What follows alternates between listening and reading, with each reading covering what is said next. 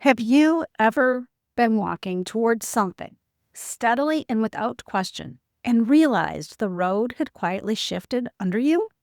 The change wasn't because you failed. The destination you had been steering toward turned out not to be the destination anymore. This is a story from my book about a student I'll call Brad. You met him a few weeks ago. He was a high school student at the school for the blind where I taught.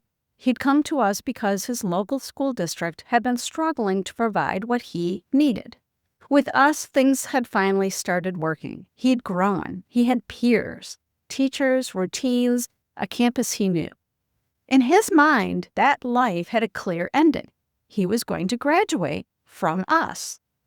He had every reason to believe this. No one had told him otherwise. He'd assumed his future, the way most of us assume our futures, by looking at what seemed to be happening and then drawing a reasonable line forward. That line was changing, and I was the one about to confirm that what he thought was indeed his new line. I knew if I led with rationale, I'd lose him, so I didn't start there. I know you're not thrilled with this idea, I said. Today, I'm not going to try and convince you. I want to understand what you are thinking. A long sigh moved through him. He talked. I listened. His points were fair. The school was working. He was succeeding. He'd built something real. Why would anyone walk away from that on purpose? When he wound down, I asked him, is it the idea of returning to your home school that has you upset? Or is it that what you thought was going to happen may not, and you didn't see it coming? He paused. Maybe. Can I think about it overnight? The next afternoon, he came back different. The worst part wasn't going back home, he said slowly. The worst part was that I didn't see it coming. I thought I was going one way, and I was actually going another, and I didn't have time to feel any of it.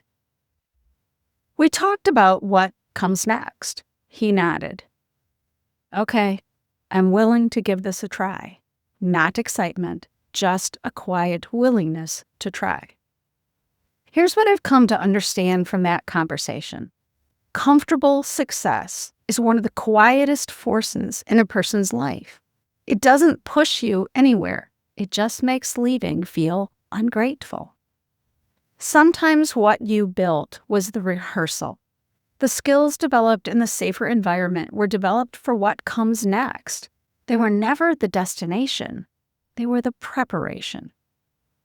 Most of us don't know which version we're inside until someone sits with us long enough to ask the question gently enough that we can actually hear it. Your reflection for this week. Where in your life might you be sitting inside a comfortable success that has started to feel like a destination, when it might actually be the rehearsal? Not failing, not stuck, just succeeding inside an environment that was never meant to be where the story ends. The rehearsal isn't wasted. It's what makes the next thing possible. See you next week.